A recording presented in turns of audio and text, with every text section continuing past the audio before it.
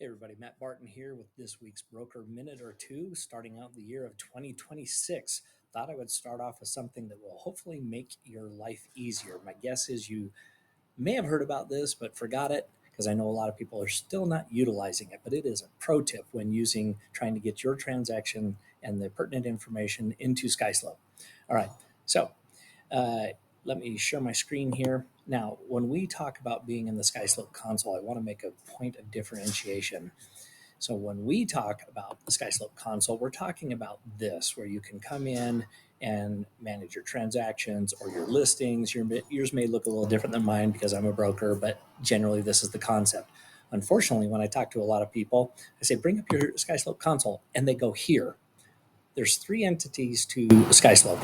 This is SkySlope Forms, there is SkySlope DigiSign, and then there's the console. Now, whichever component you're in, know that you can always go up to this waffle icon and click. It won't give you the option you're currently in, but I could go to the SkySlope console or to DigiSign. And so what I'm talking about today is specific to the SkySlope console. And I did a screenshot of a particular transaction that I want to use. So when you're in the console and you pull up one of your listings as an example, I grayed out the other information, not a big deal here. This is an agent's transaction who's a friend of mine, and I'm sure I tried to text him and see if I could use it. I grayed out the information, so hopefully it doesn't matter. But anyway, the point is when you create that listing, SkySlope automatically generates an email address specific to that transaction, not to you, but to that transaction that is yours. It has a cool little icon here and say, yeah, go ahead and copy that email address. Why is that important? Well, if after you've created your transaction and you do copy this email address, if you were then to go to, for instance, your contact manager, in this case, I'm using Google Contacts, and I create a new contact. Let me just go into edit so it looks like I was doing it real time. I would simply, instead of the first name, create whatever transaction I was on. Let's say it was 1234 Main Street. I would create a contact named 1234 Main Street. Then I would cut that email address from that transaction and put it in my contact manager tied to that property name. And you probably can see where this is going. If I were to be at lunch or after hours and I get an email from the title company and they've sent the PR, well, old school, be like, great, I will save that out to my hard drive, and then I'm going to get in the SkySlope console, and then I'm going to say I want to upload a document, and I'm going to go find where the document was where I saved it on my hard drive, and then upload it. And wow, you can do it that way, but that's terribly not efficient.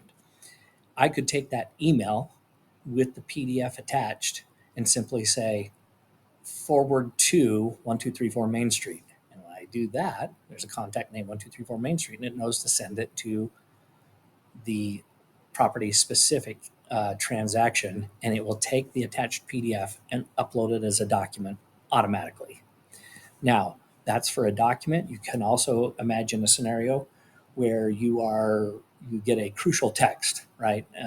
Yes, confirmation that I received your offer and it has been accepted, right? That's a good text that you want to capture. You can take that same text. Most of your texting platforms will allow you to say, yeah, forward that text to an email address. As long as you have a contact defined, you could say, yeah, forward this text to 1234 Main Street, right? And that text, much like a PDF document, is going to go in and be saved as a record in the transaction, right? And then the last scenario, I'm going to bounce back to SkySlope Forms. Go back there. When you're in Forms, and if you're creating a transaction, you can define who has to sign. You can include yourself there, even if you're not signing. But you could also add 1234 Main Street, which is a defined contact in your database, right? And it's going to know to send it there. Or you could just directly cut and paste the SkySlope property specific email address. And that way, when these people are done signing, it will just automatically send a copy to the transaction. So these are some things that I know initially it sounds, I don't know, it's kind of a little techie. Do it once or twice. And once you've done it, you'll see how easy it is and how much time it will save you and how more complete your files will be, which will minimize having an office manager calling you saying, "Hey, where is that file?" And you have to say something crazy like, "Oh, yeah, I got that a while ago. I forgot to upload it." This will make things flow so much more smoothly for you and make it so that when your transaction does close, it's ready to be paid out on, and we don't have to, play Sherlock Holmes and find out where all the pertinent documents are. I hope that helps you. Hope you have a great week, and we will talk soon.